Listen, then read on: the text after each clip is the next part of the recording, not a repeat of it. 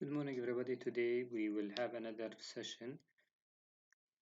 It will be different from other classes and other sessions because it will be revision for different parts of our um, book.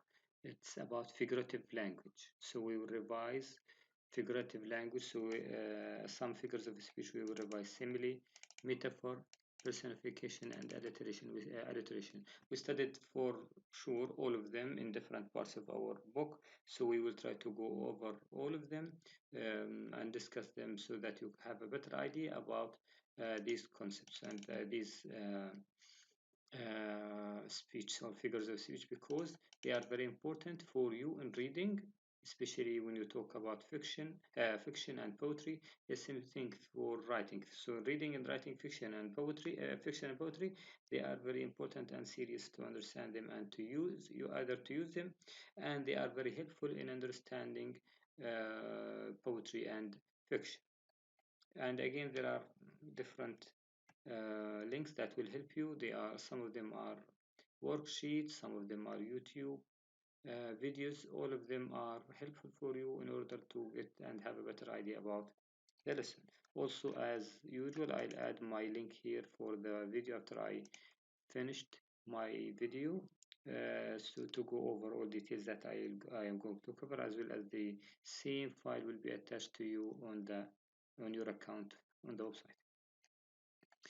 First, start with simile and metaphor. I think for you it's easy, but again, it's good to over them. And now, can you tell the difference between simile and metaphor?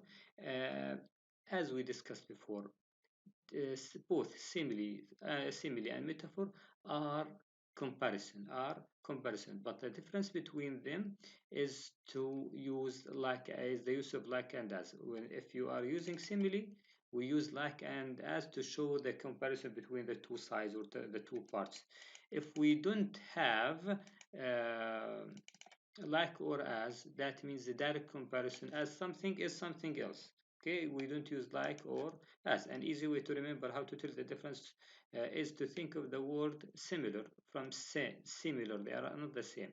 When you think of similes use the word like or as to describe things because they are saying that the subject is like or as something else. In other words, the subject is similar to something else. Metaphors say the subject is something else exactly or completely, that if as if something is real, and the other thing as really. Okay, now metaphor is a figure of speech in which two unlike things are compared without the use of like or as. So again, we are comparing two things, but we don't use like or as. A metaphor takes the form of a direct statement or direct comparison. For example, that is a pair today. That means as if he's a real pair.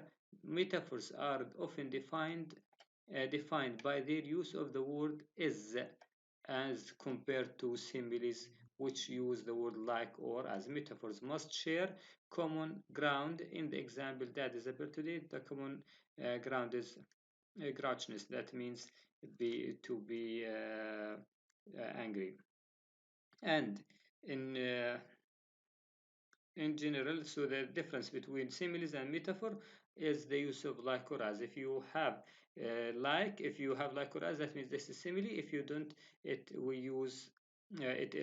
we can see that it's a metaphor, and both of them are comparison. But when with metaphor, it's stronger because it shows a direct comparison. Now we'll have a short activity with five or six sentences to see the difference between similes and metaphor. Number one, the car is a boat. Now, do we have like or as?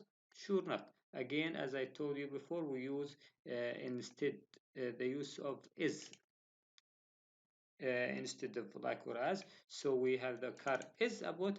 That means this is a metaphor. Okay, this is a metaphor.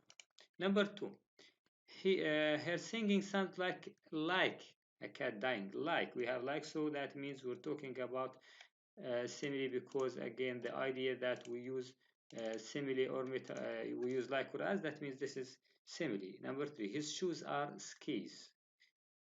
Do we have like or as? Sure, not we have are. Again, with the verb to be with the is or are, it depends if it's singular or plural. So in this case, this is metaphor. Four, it's a hot, it's as hot as an oven in here. Simile or metaphor? As. So this is simile. My room is hazardous zone. This is metaphor because we don't have like or as. She is sharp as attack. That means this is simply because we have like or we have as. So this is the idea of finding out the difference between metaphor and simile. Both are comparisons. Both are used in fiction and in fiction and poetry in order to make your writing more entertaining, more interesting, and again it makes the ideas clear in your writing for the reader. Okay, and even when you are reading, it will make it easier for you to read and understand. The second part now, which is personification. Personification from the idea of person. It's again a figurative language technique. It is used when the author speaks or the speaker gives an object, an idea, an idea, or an object or idea, human characteristics, ability, or qualities. That means I am giving what is only for human to a non-human thing, for a thing, an idea, an animal, a human ability or a human attribute. That this apply or this attribute or this characteristics or characteristics or ability only apply to human. Here is an example of personification. The frost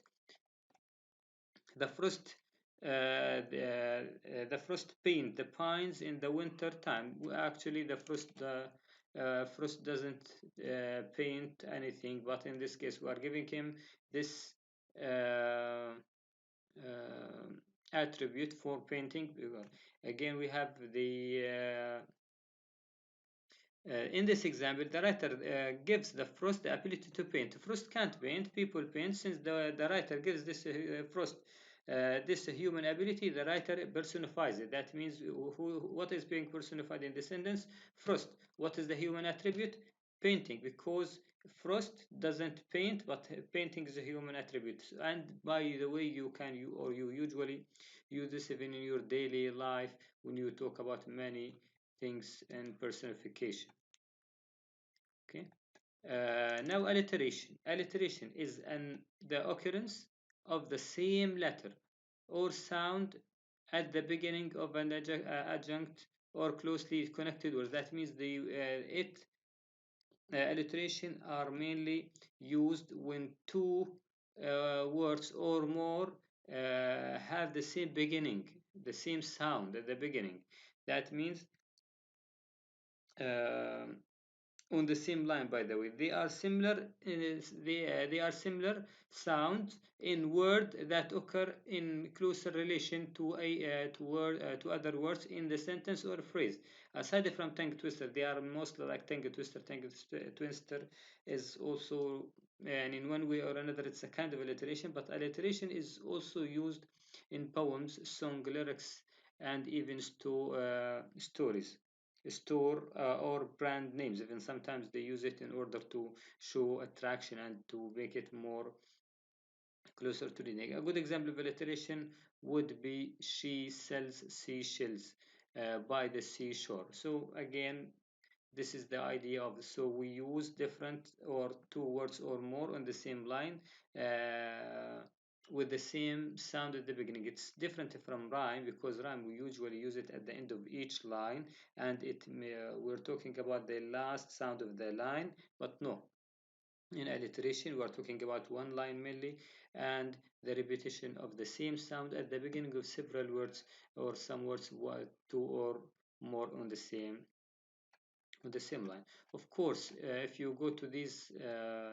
videos and worksheets, you find many examples on all these ideas about similes, metaphor, personification, alliteration. All of these ideas are helpful for you in reading and writing. And by the way, you usually use all these in your daily life, but in your writing as an English language student, you need to understand and to know them and to be familiar with them in order to use them in your reading and in your writing activities, and of course to work on them. Thank you for watching, and I wish you a good time, inshallah. Thank you.